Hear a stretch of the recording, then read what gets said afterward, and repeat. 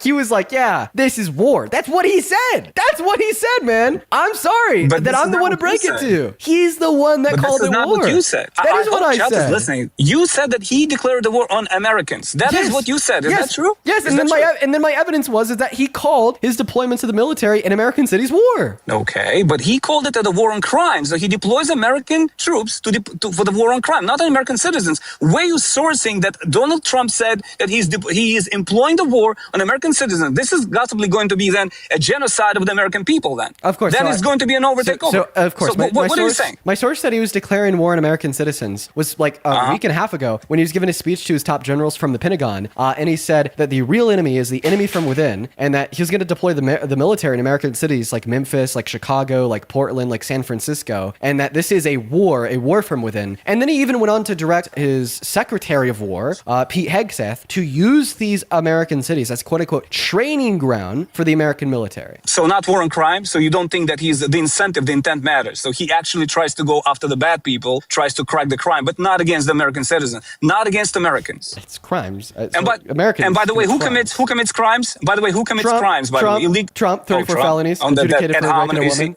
But do you see how you're virtue signaling right now? You see, I'm just answering your question. You're virtue signaling. I'm just answering your question. You asked me who commits crimes, and I told you Trump. 34 felonies. Oh, really? He was held civilly liable for rape. He's violated the First Amendment in the last 8 months. He's violated the 14th Amendment in the last 8 months. He's called for termination of the 22nd Amendment in the last 8 months. He had a federal judge in Oregon say that he was violated the 10th Amendment by deploying the National Guard in Portland. He had a federal judge in Illinois say that he was in violation of the 10th Amendment for attempting to deploy the National Guard in Chicago. Yeah, this guy commits so many crimes. Intentionally concealed classified documents in Mar-a-Lago. This is a crime now. What's a crime? What's a crime? This absolute intellectual murder? I completely agree.